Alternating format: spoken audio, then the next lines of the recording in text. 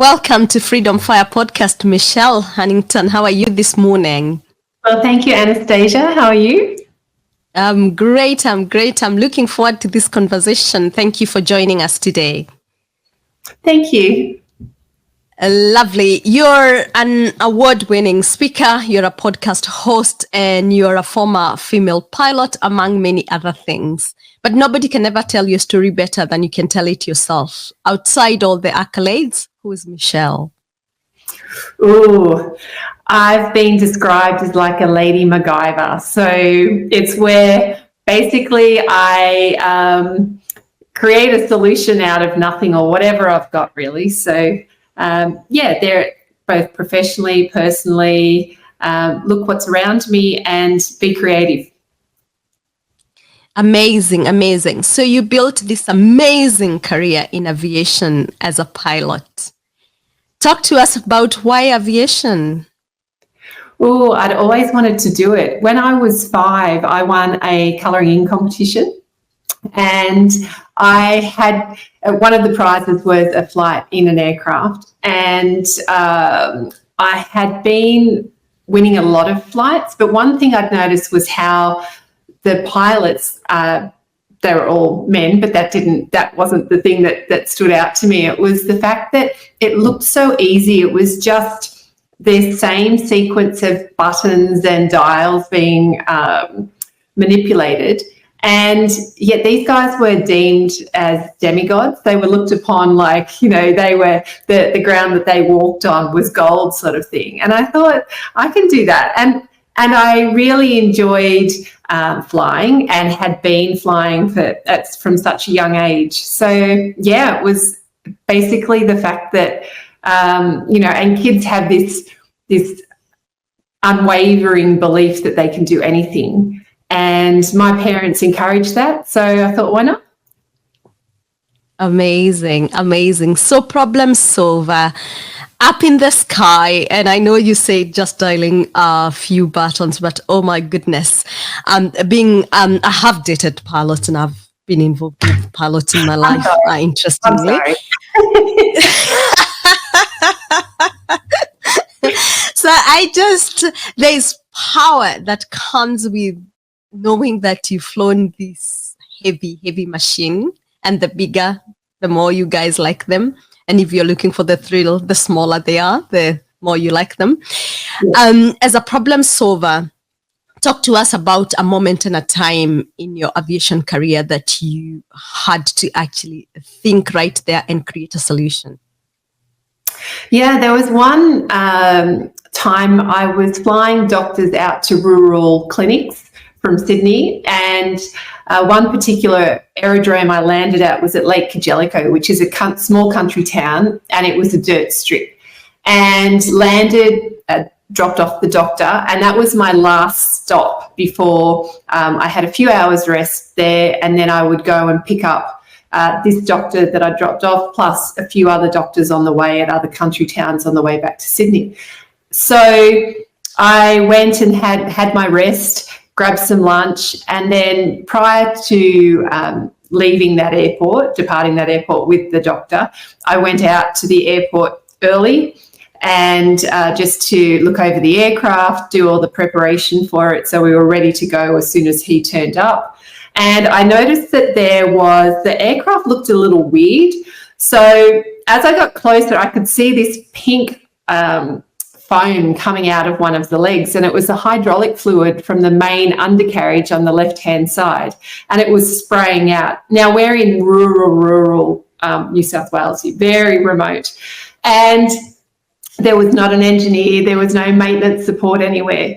So I quickly ran back into town. It was about 1.5 kilometres, went to the local service station, which was the closest building, and ran in and asked, is there anyone who knows anything about aircraft in this town? And there was one guy, and he was away. So the closest engineering support, was a town about an hour and a half drive away, Parks.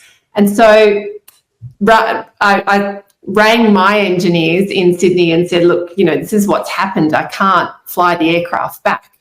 So they got everything sorted to pick up the other doctors. And meanwhile, the man that I met in the gas station, he rallied a few of his friends, and we all went back out to the airport. We looked at it and we thought, what can we do here? Because either I'd have to fly an engineer in, I'd have to fly it back disabled, basically, which I wasn't confident to do. I thought I would destroy the undercarriage of the aircraft on that such a rough runway. And so we decided that we could actually repair, like splint the leg. Now, it may not have been legal, and we thought, we'll give it a go. We'll have a look how it holds up. And we did. We propped it up, and the whole town, I say the whole town, there were 5 men and their wives came out. The ladies brought out tea and coffee and biscuits and cakes and sandwiches. We were all doing manual lifting the wing up, got this strut secured with some tire inner tubes, some plumbing conduit, some lock ties, and tested it going up and down the strip, sent photos to my engineers, and they're like, if you're game, we're game. so basically it was a case of using what we had, and it flew back to Sydney and landed successfully. Everyone, it was a good outcome. Wow. Talk about courage and thinking outside the box. Now, Michelle, what are some of the unique perspectives you think being a female pilot brings into the sector? Oh, definitely empathy. And because most of us have had to prove ourselves, we generally studied more. We really tried harder. So not to say that men haven't at all, and everyone in the industry, male, female, other, are all passionate about the industry, and that's one thing that joins us. So just I think as a female, we do offer a different perspective from the empathy side. We're still very good operators, and I got a few jobs prior to joining the airlines because I had a soft hand, so to speak. So just not being a cowboy and being a little more gentle on the controls, being able to communicate with the passengers.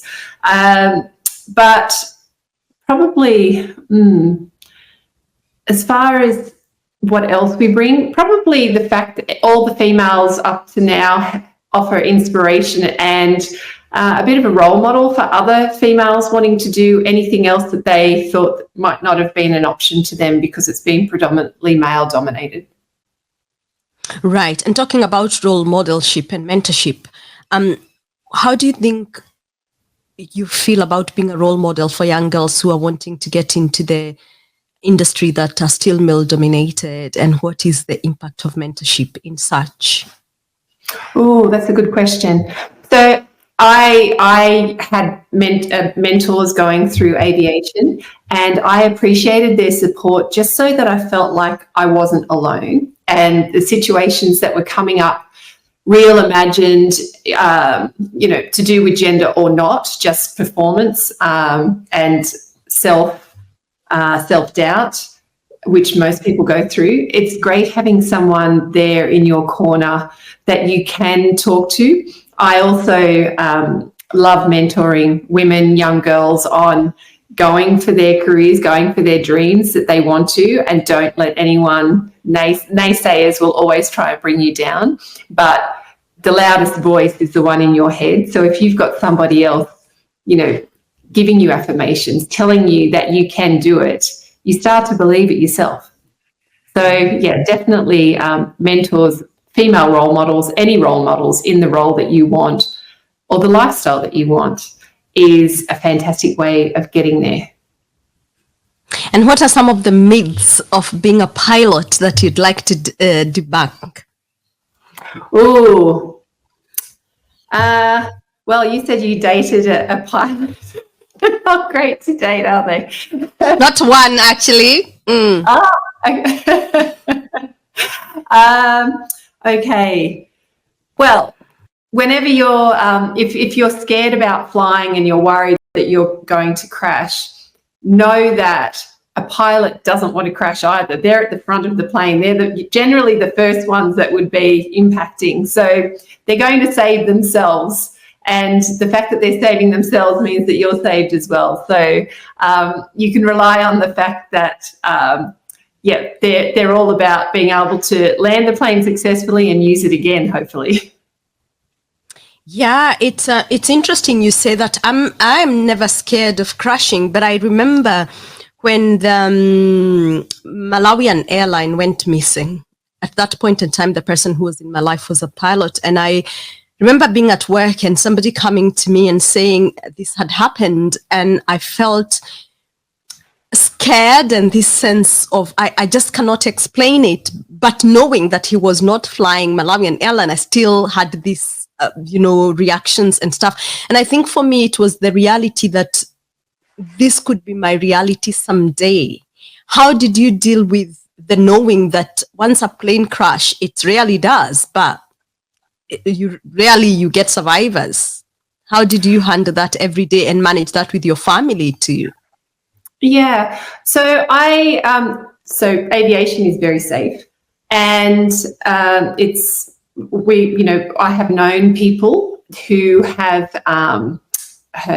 crashed and passed away from aviation, and it was generally small aircraft. I never thought that and I never went to work thinking I am going to die today or I could die today, because we're trained so well for any abnormality in the aircraft and just breaking it down to the basics. So, keeping the blue sky up, brown sky down, and getting rid of all the chatter, everything else, and just go right back to basics, fly the aircraft, so aviate, navigate, communicate. The first thing that we need to do is to point in the direction that we want, or the best direction that we can get, and get the aircraft upright and in a position that we can control it, even without the engines, even with major catastrophes, etc. We've been trained in a way to minimize risk, to minimize impact. And when it does, we do have to land, because an aircraft will always land. Whether you can use it again is the other thing. But to do it in a way that does minimize damage. And then once we have landed that aircraft, wherever it is, then what to do, the next action. So we are trained within an inch of our life, basically. We are always being assessed. We assess ourselves because we're professionals, we're passionate professionals. And I wouldn't think there were many airline pilots or commercial pilots that would go to work thinking I could die today. You can't do that. You can't bring that emotion in. Otherwise, it impacts your ability to do your role professionally. Amazingly, aviation industry is safe, and I think that's a myth. Everybody does, oh my goodness, but it is true. It's safe. It's safe to a point that the healthcare system actually started using the same training, or rather the concept that are trained in aviation to ensure safety in the healthcare sector. So it is that safe. You said something very powerful there, and this is your training. Aviate, navigate, communicate. How can we use that in our real life? Oh, and I give this little bit of knowledge to business leaders as well. So when things go wrong, even in project management, basically what you need to do is, so just get on your path, find your true north, and get rid of everything else. So basically take care of yourself, make sure safety, psychological safety as well as physical safety, and just get on your path. That might even be standing still if that's what keeps you safe. Then navigate is where the direction that you're going to take next. And finally, communicate. So don't be too concerned about telling everyone about it or getting on the phone or the radio and saying, hey, this is what's happened. If you take that time, and we often are told, coming from when we're learning to fly all the way up and every check, sit on your hands. So the very first thing is sit on your hands. So that means take a breath, and assess the situation. Once you've done that, because quite often just knee-jerk reactions give knee-jerk results. So, and you can assess the wrong thing is happening. When you actually sit on your hands, take a breath, and then go, okay, what have we got? Where am I? So get the blue sky up, brown sky down. Then look at where we need to go. Yeah. Yeah. No. Go on. Then look where you need to go. Yeah. And then after everything's sorted and you're settled and you're safe and everything's on track, then you can start to tell people, delegate, do things. Yeah. And I think that would have been also a good analogy for us to use during all the chaos of the COVID-19, right? Yeah. Well, even just, and now in everyday life, if something happens, car crash, something happens at work, an IT, issue, if there's cybersecurity issues, you've got customer issues, anything at all. If you take that approach, take a breath, and then look at what you need to do to get everything where it should be righted, and then where it wants to go, and then start the talking. Amazing. There's strength and power that comes with really being able to fly an aircraft, and it instills a sense of confidence. So is with doing anything that we can achieve in life. But for you as a pilot, you get to feel that thrill and that power every day and get that confidence. How did that translate in your life as a mother and as a wife? Oh, so I knew that I actually separated them. So my work life was very separate to my personal life. And I would use the drive to the airport car park that was my time to switch on or switch off. So if I was going to work, when I went through the gates of the car park, I was in full work mode. Once I left that, it would take me a little while because I had adrenaline and ego. So that 30 minutes or so to wind down, to shed that, and then to be back into mother mode, partner mode, Michelle mode. So, and look, confidence is an action before it's a feeling. So definitely having the uniform gave you the appearance of confidence. I'm a 6-foot woman, so people assume that I am confident because I am tall and I stand straight. So, it is an action before you start to feel it yourself. I love that, Michelle, that confidence is an action before it is a feeling. Wow, that's a great nugget today. Now, Michelle, I met you as Stories That Star, and what a powerful story. So I'm here today to really want to unpack your story. So talk to us about one of the experiences during your aviation career. Yeah, I'd been throughout my career and from when I learned to fly, I did stand out as being a 6-foot tall woman, and I started flying later in life. So I was 28. It was not my first career. I had been an artist prior to that, and then through that art training, I had and also to get money because my art wasn't paying so much, I would send teaching and utilising those skills. Went into flying when I realised I finally could. And throughout that, I'd been getting little comments, jokes. I'd had a few physical actions happen to me, which I'd always been able to,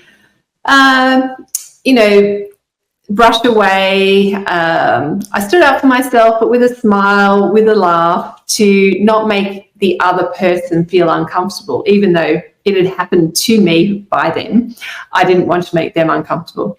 And it finally got to a stage when I was a captain at a major Australian airline, and I'd been in that role for a while. And when it happened again from a colleague, I took a stand and decided enough was enough. I had earned my stripes, so to speak. I was sick of being treated in a way that was, I felt like I'd done everything I could to fit in and to be one of the boys, so to speak, to be what they had wanted me to be, what their idea of a pilot was, and it wasn't enough. So I confronted them, the people that were had done, physically assaulted me, and then I took it to HR, unfortunately, which didn't work that well because they weren't what would you say? They probably hadn't evolved enough to include the situation of what if a female pilot had, or a pilot had been physically touched by another pilot. So, yeah, they didn't seem to have a process in place. And so it didn't work well. So after being ostracized, scrutinized for a number of months, I decided to accept a redundancy. Right. So, Michelle, the statistic, and I had this podcast last week, the statistic in Australia is that 1 in 3 will have been sexually harassed at work or sexually assaulted at work. When you hear those statistics, what comes to mind? Oh, well, I think of how many women there were in that company, and then, or how many people there were in that company. And if 1/3, then that's a lot of people. So, yeah, it's not good enough. So if it's against women, then the perpetrators doing it need to consider that, that woman is a sister, a mother, a daughter, a niece, a cousin, a grandmother, potentially. And if it's against men, then, it's the same. And it does happen against men as well. This is not gender specific at all. So, I think people need to be aware it's not acceptable, and the person that's having it done to not feel guilty and not feel like somehow they've done something wrong. It's unacceptable, especially in the workplace. That should be a safe space, and we spend so much of our life there that it really does need to be a safe space. Right. So how can the aviation industry ensure inclusive and respectful work culture? I think they're on their way, definitely. And they're changing the language around some of the terms, which is great. Just to be mindful that things can and will happen, and how to promote diversity and acceptance amongst any workforce would be to show from management down, from top down, basically, and from bottom up to meet in the middle, that everyone can be different and it's acceptable, and everyone's differences are actually the company's strengths. Yeah. And are there specific policies, protocols that you'd like to see that you would ask allies to really ensure, allies and women that are in these workplaces that are feeling harassed, that you'd like to see change? You talked about that at the time there was no HR, real processes. The company I worked for was known for online learning. So you tick the box basically.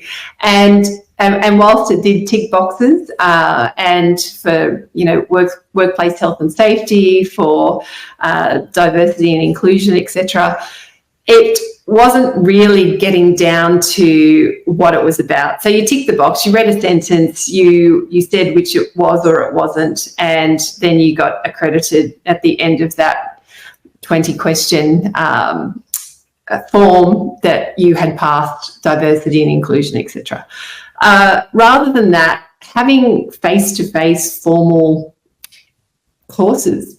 So whilst everything online is great, it's efficient, it's cheaper, doing face-to-face and running scenarios and putting people in other people's shoes, I think, is the way that people will start to think, hey, this isn't acceptable, this isn't nice. So if it's in the wrong way, and then giving people the script, the power, transparently, what to say, what to do, without feeling like, they're silly or they're going to be punished in some way. So allowing this transparent backwards and forwards of information and just treating it as feedback rather than something, a personal attack on anyone or manipulation. Right. And women sometimes in some of these cases are not believed. And I say women because I know it's not just women, but these are mostly the cases that people don't report. As I said, 1 in 3, 71% of that statistic does not report. No, that's How right. shocking is that? And that is in Australia, a developed country. Yeah. So, what are some of the tools you've learned on how to handle that, and you are to go back, you do something differently? Is there anything you do differently? One thing I've taught my daughter is that, and my sons as well, is that if somebody, and it doesn't matter in what scenario, so personally, professionally, if somebody says something to you that makes you feel uncomfortable, then rather than take on that discomfort yourself, just ask, what do you mean by that? Or could you please repeat that? Because often it's said, and if it's said in a way and you take it on and think, I have to answer, or this is making me feel bad and uncomfortable, I don't want to be here. So take that discomfort and just ping pong, table tennis it back to the person and say, hey, I don't actually understand what you mean by that, or could you please repeat that? When they hear it again themselves, some people will, oh, okay, actually, that doesn't sound right. Or if it's in a group situation, which for my daughter, she's in school, if something is said to her to make her feel bad or embarrassed or degrading in any way, if she just asks, I'm sorry, I don't know what you mean by that, or could you please repeat it, the person who said it actually feels silly themselves, and they're the ones that then take on the discomfort. So you haven't said anything against or nasty about that person or retorted in a horrible way. You've just put it back on them. And I think if I'd done more, it would have stopped a lot of things. Michelle, if you'd have done more, if I remember correct, you actually did stand up for yourself. I did eventually at that time, yes, but the 22 odd years prior to that, I didn't. Right. So it was, if I had actually said, why are you doing that? Or what did you, What did you mean? Yeah. Yeah, then it may have stopped it and nipped it in the bud there and then, rather than letting people think they got away with it. Right, I get what you mean. So life after the planes. So did Michelle get home and it's like, wow, here is the grander life I've been looking forward to? Or did you have to take a moment and think, oh my goodness? I did. I took a moment, and as you heard in the Stories That Stir story, I did suffer a bit of an ego death. It was that uniform that gave me the confidence. Stripped of it, then I had no confidence because I wasn't at an airport. I didn't have a role to turn up to every day. Didn't have the uniform. And I thought, what can I do? I had all these ideas of, when I finish and I'll do great, I'll have freedom, I'll be able to travel. Well, COVID stopped that for a couple of years. But I really thought, what do I do now? And it was only when I realised that I had transferable skills and I had experience that I started to then look at, hey, maybe I could do some things. And I did, after, I drank too much, I did online spending I couldn't afford, I cried a lot. I, kind of made the decision, no, I am worthy. I have a lot to offer from a perspective not a lot of people had. So, I was very fortunate that the tech startup that I work for, the founder, he saw my transferable skills and gave me the role. And then I realized other people wanted to hear my stories. Other people wanted the same sort of leadership lessons that we're taught as an airline captain, and that we experience and that we nurture and we develop over time. So I've also been really excited that I can inspire other people to see the things that might have knocked them down, that might have been a setback, a failure, and to reframe that as developing a superpower that can make them even stronger. So, it's been really exciting. Amazing. And talk to us about the podcast that you host. Oh, Captain and the Clown. So it's a leadership podcast, but we limit ourselves to life, leadership, and everything else. And we're not as game as you in the fact that we're doing video. We just do audio because we do it kind of spur of the moment. And sometimes, in active wear and sweaty and whatever, and it's like, I'm not going to put lipstick on. We'll just do audio. So, we get to speak to some interesting people. Occasionally, we also look at things that New Memory Australia, which is a training company. So there's 22 courses at the moment that New Memory run on leadership development, time management, performance, presentation skills, storytelling, etc. And we run through some of the little things, little nuggets of information that we've taught in that course, or some past students have come to us and said, I did that course 10 years ago, 15 years ago, and I still use that point. And so there are obviously little things that we figure we can share that with the rest of, the students. And it's been fun. We've got a great little community happening. Lovely, lovely. Yeah, thank you, Michelle. I do want to honor your time. Thank you so much for your story and some nuggets there on how we can lead our organization, lead our own lives, and just saying no to sexual harassment at workplaces. Thank you so much. But in ending, I do have 3 questions. Yes. One of them is 3 leaders that have shaped the way you do life. Oh, 3 leaders. My mum, she has definitely shaped the way I do life. It's a thing of if you want it, you go get it. Oprah, again, that just harnessing adversity and making it your superpower. And probably my partner, Guy, because his attitude and his outlook on life. He is a natural leader, and he always sees the positive, the upside, whilst, helping everyone around him. Right. 3 books or 3 podcasts that have changed the trajectory of your life. Oh, Anti-Fragile by Nassim Nicholas Taleb. Thought Leaders, I've just finished. And there's a negotiation one I'm reading right now, and I can't think of the name of the title.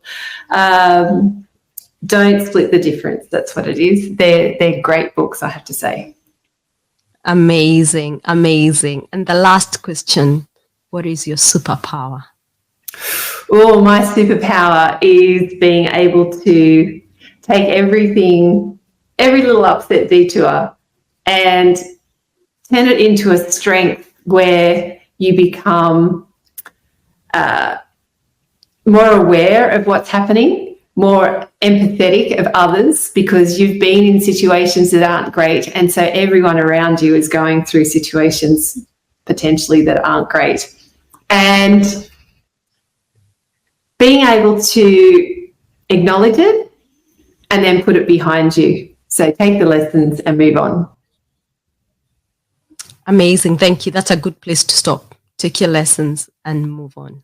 Thank you so much. Appreciate your time. Thank you.